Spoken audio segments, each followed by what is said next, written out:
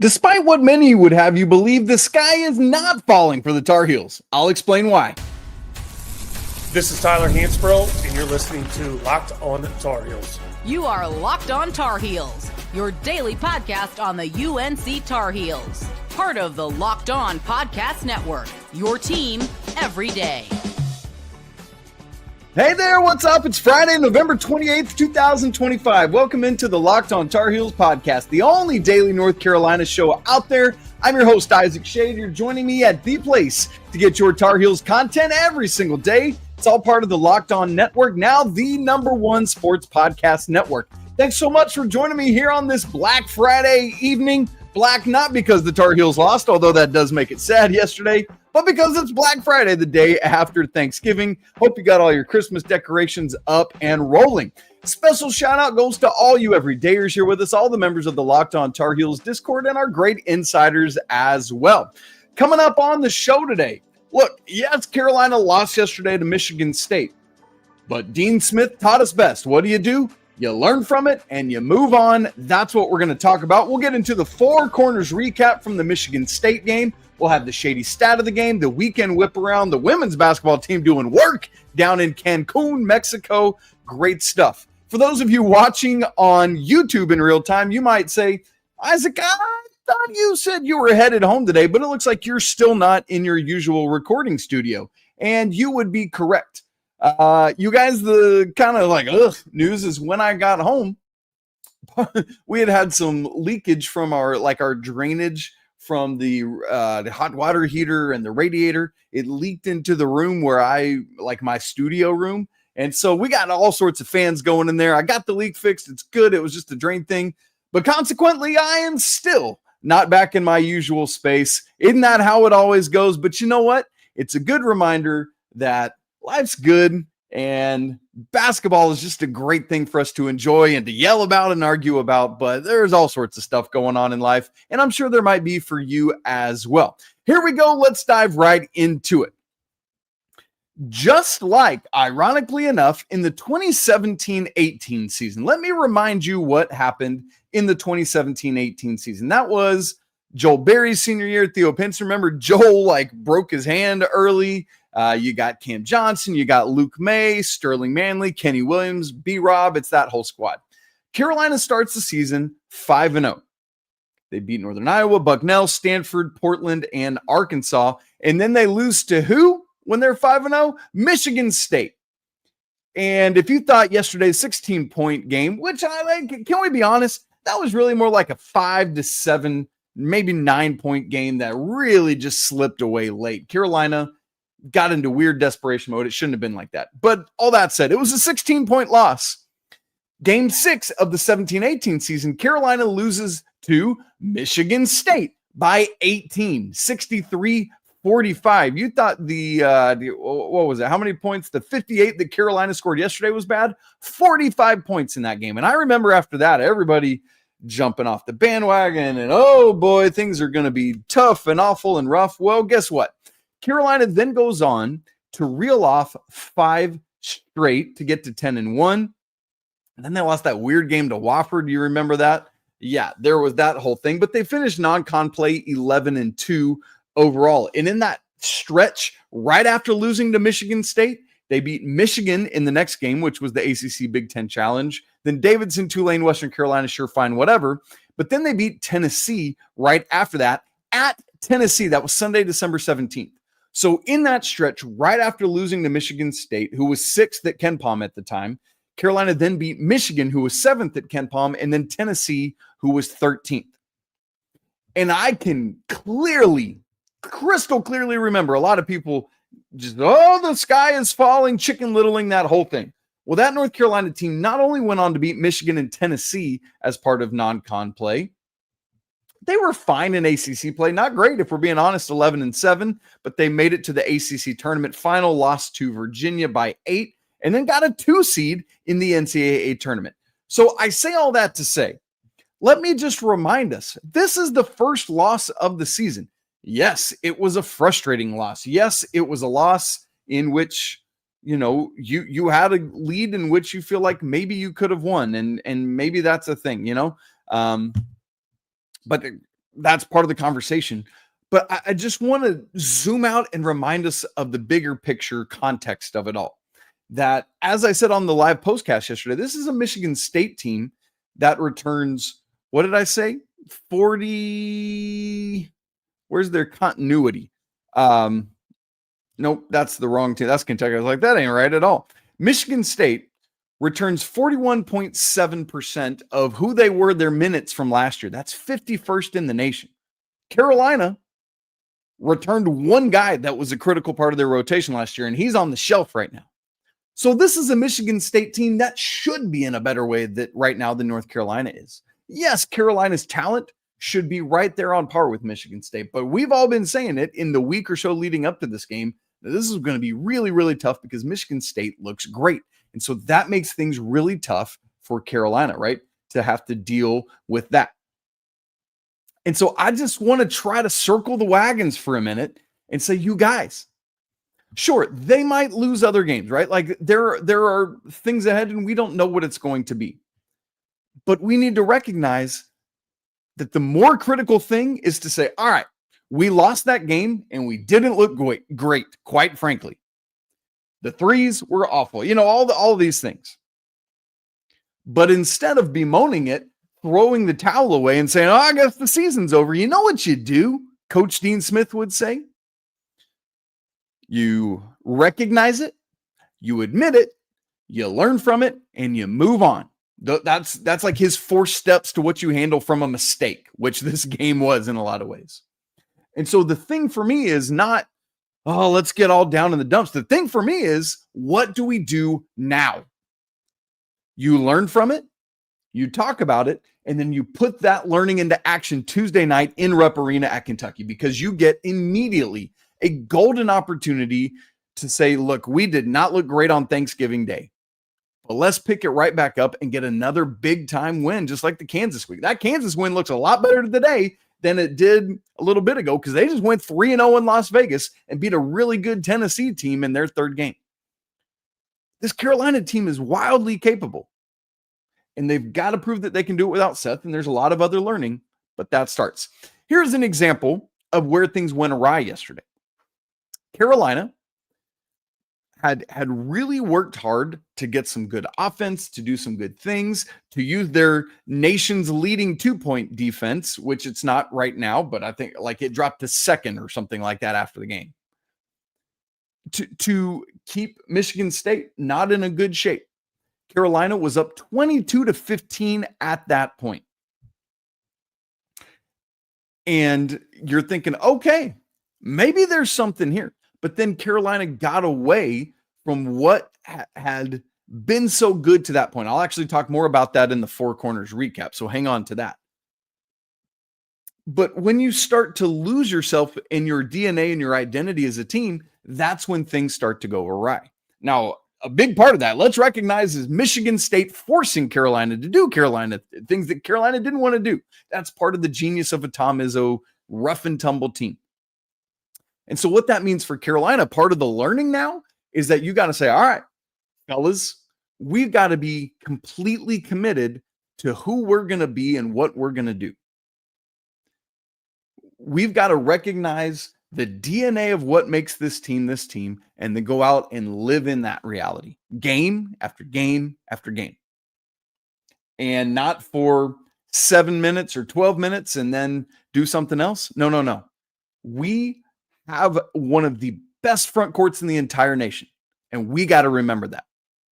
We got to use point guard play to put that front court in the position to win. That's where your bread is buttered, baby, and you got to butter that bread and then eat it up. That's the goal. And so as you think about, all right, so what's next now as you get ready to face Kentucky next Tuesday night? Well, you just faced the best defense you've faced so far, and probably the best defense you're going to face all season in Michigan State, who right now is 5th at KenPom. Coming up next is the second best defense you've played so far. Kentucky is number 12 at KenPom in defensive efficiency. And so now you say, all right, obviously Kentucky's not the same team Michigan State was. They're different. They have different types of athletes, and they do different things, and they're missing 2 starters. But who are we? That's something that I love about like the Dean Smith era very much, is like, you know what? We're going to pay attention to scouting reports and what we got to do for the other team. But you know what we're mostly going to focus on? Us and being the Tar Heels and making somebody else beat us when we're doing that. That's the key to what needs to happen. So what's next? Be the Tar Heels. Find your DNA and never deviate from it. That's the key to being a great basketball team. Part of that key, defense. Be rough and tumble. Don't let Jeremy Fears do what he did to you. I don't care. Yes, Seth Trimble's out. Got to be better. Lean on your front court. These dudes are great. And you got to find a way to get them in position to win, not just game after game, but possession after possession. Caleb Wilson and Henry Vesar combined to score like 12 of Carolina's first 16 or something like that. I can't remember now off the top of my head. And then you got away from that. Now, part of that's foul trouble. Henry got a second foul. Caleb did a little bit later. But they were back in the second half. And Carolina kept pushing, but then down the stretch, they got desperate, and it didn't work out. So what's next? You move on to Kentucky, and that's where we'll head. Well, coming up, we got to get to our Four Corners recap, and you might think I'm immediately going to start talking about the lack of three-point percentage. There's actually something else I want to talk about that's kind of adjacent to it, and we'll head there coming up in just a second. Right after I tell you about Omaha Steaks. The holidays always feel a little bit easier when you already know the perfect gift, and Omaha Steaks makes it almost too simple for you. Whether you're treating yourself or maybe some friends this season, it doesn't matter. You're wanting to do something memorable for them, and Omaha Steaks delivers handcrafted perfection right to their door, or maybe your door if you're treating yourself, bruh. And this week is the perfect and best time to jump in. Why? Because their cyber sale is here and the deals are huge. The quality of Omaha Steaks is exactly what you hope for. Incredibly tender steaks, rich flavor, and meals that make hosting a special holiday party or even just a random weeknight awesome and easier. And the variety is so good. Not just steaks, but burgers, comfort meals, all sorts of great stuff. Sides, desserts, get in on it. And this is the kind of gift that brings people together. And the great news is I don't have to know whether you wear an extra small or a triple XL. I just need to know if you like to eat good food, and Omaha Steaks is the way for you. So save big on unforgettable gifts with Omaha Steaks. Visit omahasteaks.com for 50% off site-wide and an extra 20% off select favorites during their cyber sale. And for an additional $35 off, use promo code COLLEGE at checkout. Again, that's omahasteaks.com, promo code COLLEGE. Terms apply, and you can see the website for all the details. All right, it's time for the Four Corners recap, but as we get into that, I want to thank you for making Locked On Tar Heels your first listen or watch of the day, although tonight, obviously, it's at the end of this Friday night. But I also want to thank you for making Locked On the #1 sports podcast network. Here we go, Four Corners recap from this game. We've already mentioned Dean Smith, and no better way to keep talking about him more than by saying our Four Corners recap. Number one, I alluded to it. You might think I'm going to go straight to the three-point shooting, and you'd be wrong. But it is adjacent to that. While Carolina couldn't, quite frankly, hit the broadside of a barn from beyond the arc, 4 of 23, they were doing it inside the arc. You know, we've talked so much lately about Carolina's 2-point field goal percentage defense, but the offense inside the arc is really good too. Again, know where your bread is buttered with your front court. Carolina shot 17 of 32 from 2. That's 53.1%. They've had better games from 2 this season, but that's really, really good and was right on par with what Michigan State was doing from 2. Carolina and Michigan State were there together. But Carolina insisted on shooting these threes and getting out of rhythm, and then they got behind the sticks, if we can use a football term, and that was it, and that was all. So my assessment here from Four Corners recap point number 1 is that Carolina needed to take more 2-point opportunities, get Henry Vesar involved more, get Caleb Wilson involved more, not with forced shots, but in good space, like when they were able to isolate him down on the block, had that jab step baseline, spun back into the lane, one-handed dunk. That's the kind of thing where you need to set up Caleb Wilson. Henry Vesar had a couple nice post moves. Do it. Like, more often than not, Jaren Stevenson, I know we're talking front court, but Jaren Stevenson is going to be isolated on somebody smaller than him. Use that to your advantage. Bully ball like Harrison Ingram used to do, right? They're massive opportunity. That said, on three-pointers, it so far appears to me that this Carolina team, they took 23 in this game. I think you want to be south of that. 15 to 20 right now feels like the ideal range for this Carolina team in terms of three-point attempts in a game. So I thought it was too many, not by too much, but especially on a night where you're not putting them in. And obviously Michigan State doesn't take it's not Alabama where you're having to trade 3 for 3. It's Michigan State, who's like that same philosophy. They're taking a lot of twos. You can too. Carolina didn't take enough of them. All right. And the other thing I guess I should say, if you jack up all those threes, you're giving away your front court advantage. You're giving away your height advantage. Again, know where your bread is buttered. Four corners point number 2. A lot of people have said this since the game, and I'll add my voice to it. Got to have better point guard play. You just simply have to. Kyan Evans in this game was 1 of 7 from the field, 0 of 5 from 3, 2 of 2 at the free throw line for 4 total points. Had 1 rebound, 2 assists, and 2 turnovers, and was a team low minus 24 and plus minus. Now, I don't put, too much weight on plus minus, but it's not nothing. And minus 24 is a big deal in a game that you lose by 16. But again, just like with everybody else, I'm not here to dump on Kyan Evans. What I am here to say is it's a learning lesson for him, just like it was the rest of the Tar Heels. Okay, I recognize that we were playing well from 2. So what could I have done to better put my big men in position to succeed, or Luka in position to succeed, whatever it may have been? I got to look at that. And I got to figure out why was I not hitting? Is it because I was outsized? No, that's not it at all. Jeremy Fears 6'2", just like Kyan Evans is. And so there's just a lot of that. So Kyan Evans needs to be better, like full stop.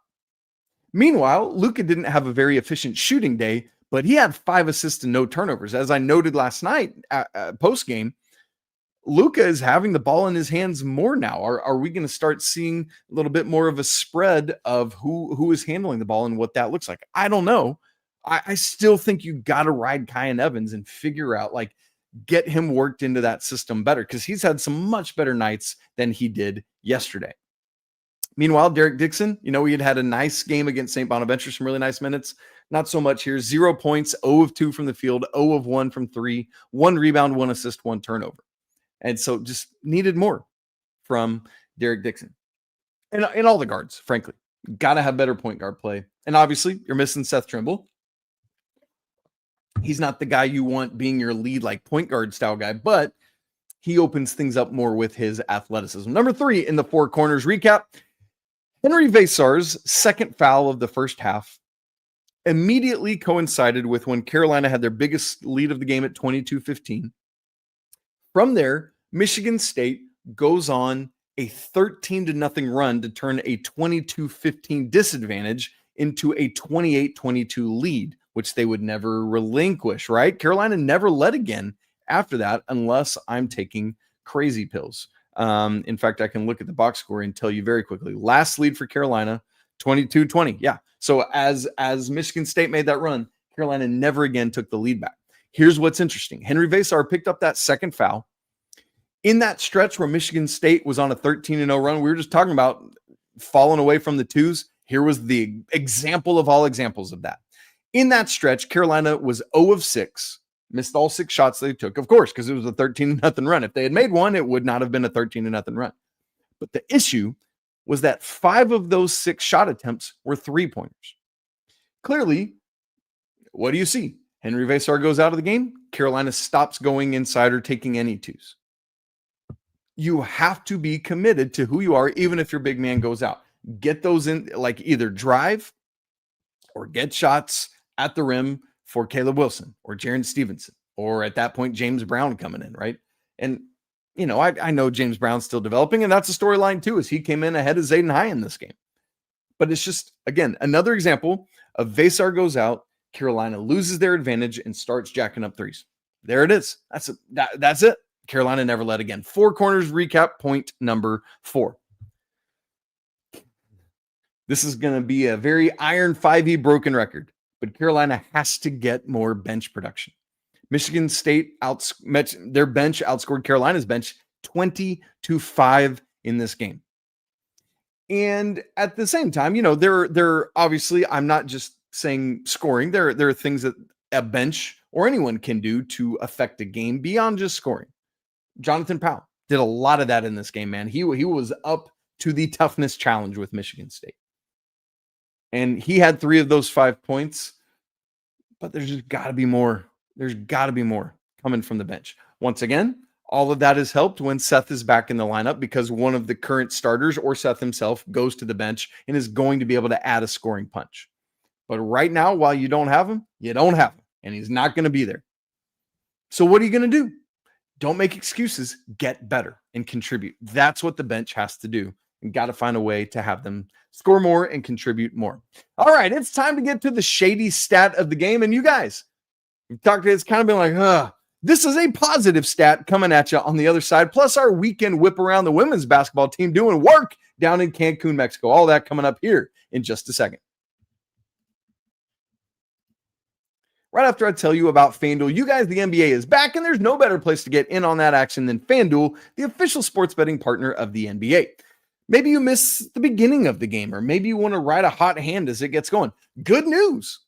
FanDuel's got live same-game bets on everything from who's going to score next, that riding that hot hand, to just getting in on the action. It's like you don't have to hit it before the game. You can, oh man, I think this team is down by 20 entering the fourth quarter. I think they're going to have a big comeback. Cool. Get in on it. Plus, you can also combine all of those bets into a same-game parlay for a chance at an even bigger payout. And all of that makes it so much more fun because you got something riding on the action. Tomorrow, Saturday, last football game of the season, Carolina at NC State. Wolfpack favored by 7.5. If you think that line is too steep like I do, get in on that action. Heck, you might even think Carolina's going to win outright. Cool. Big opportunity for you because right now FanDuel is giving new customers, maybe just like you, $300 in bonus bets when your first $5 bet wins. Head on over to FanDuel.com to sign up and play your game with FanDuel, the official sports betting partner of the NBA.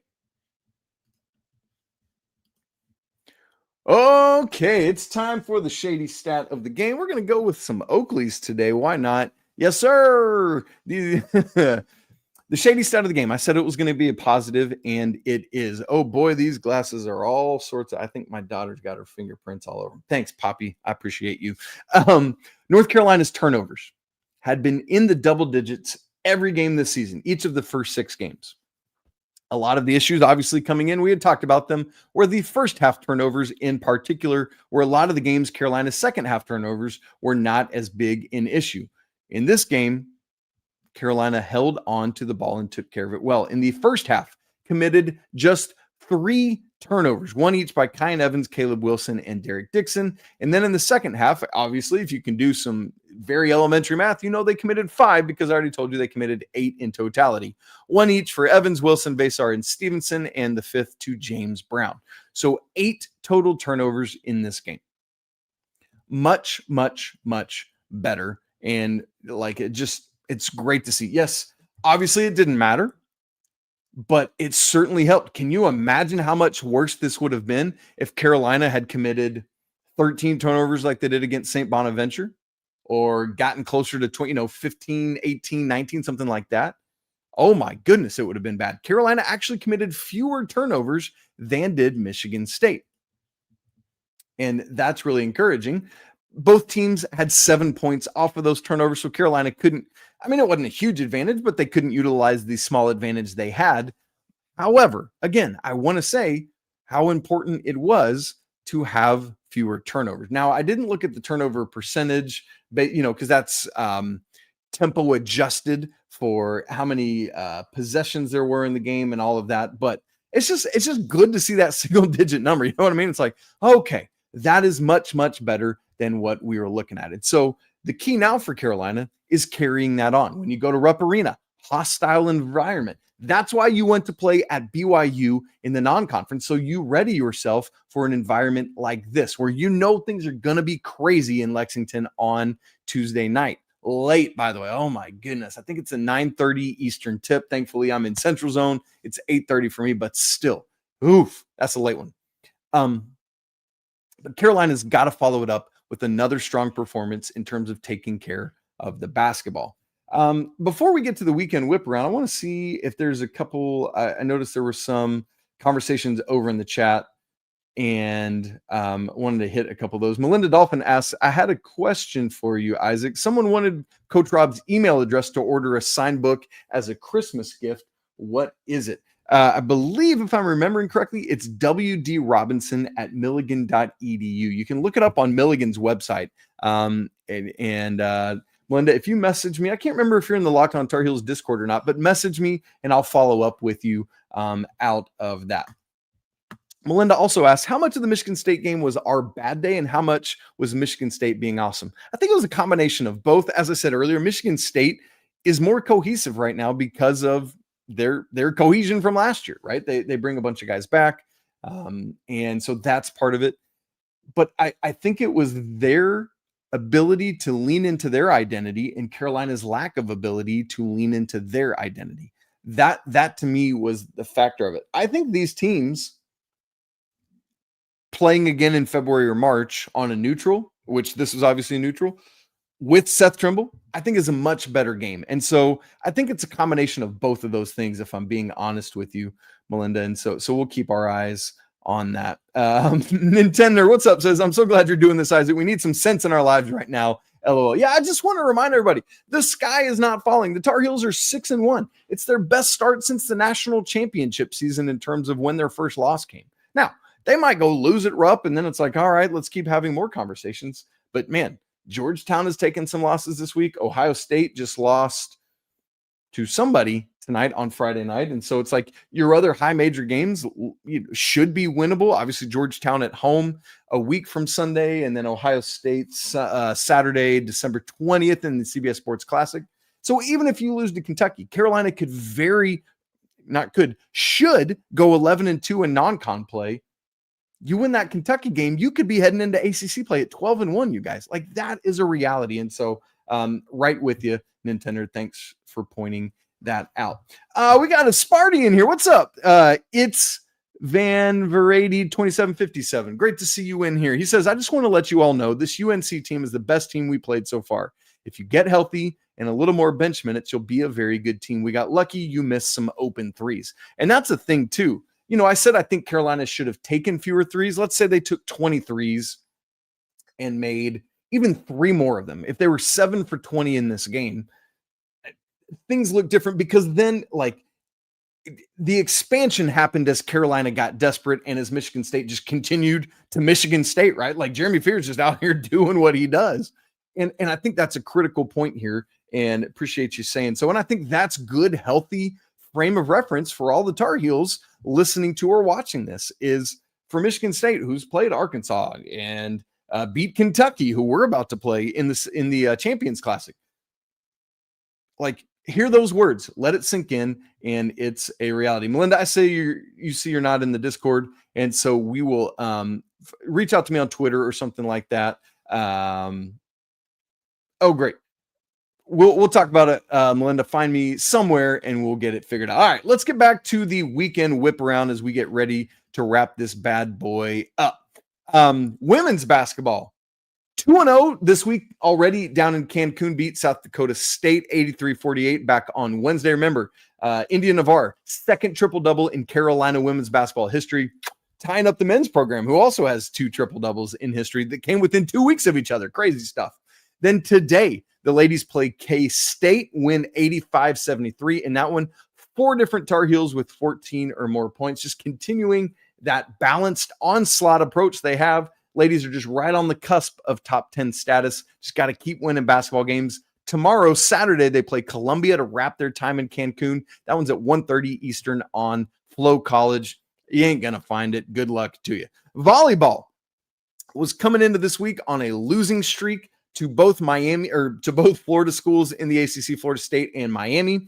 Ended that losing streak by winning in Charlottesville on Wednesday, sweeping the Cavs 3-0. Great stuff there. And now you get a shot tomorrow, Saturday, back at home against those same Miami Hurricanes, who are 13th in the nation. So that's going to be tomorrow, Saturday at 1 p.m. on ACC Network Extra. And that's the end of the ACC regular season. And even in saying that, I should remind you, there is no ACC tournament for volleyball.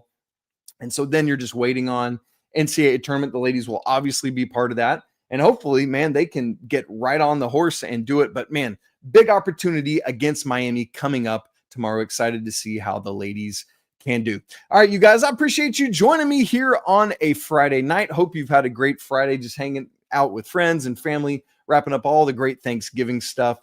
And I hope it's a great rest of the weekend as well, enjoying football and everything else that's going on. Got to beat NC State tomorrow night. Oh, my goodness. We will be live after that right here back on YouTube, or it'll be in the audio format if that's where you're listening as well. I'm so grateful to all of you for joining.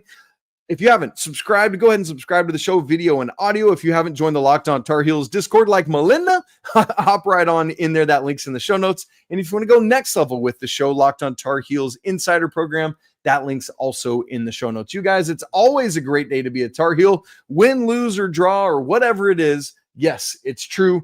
But now, please, dear goodness, can we beat the Wolfpack tomorrow night? We'll talk again then after the game, but until Saturday, peace.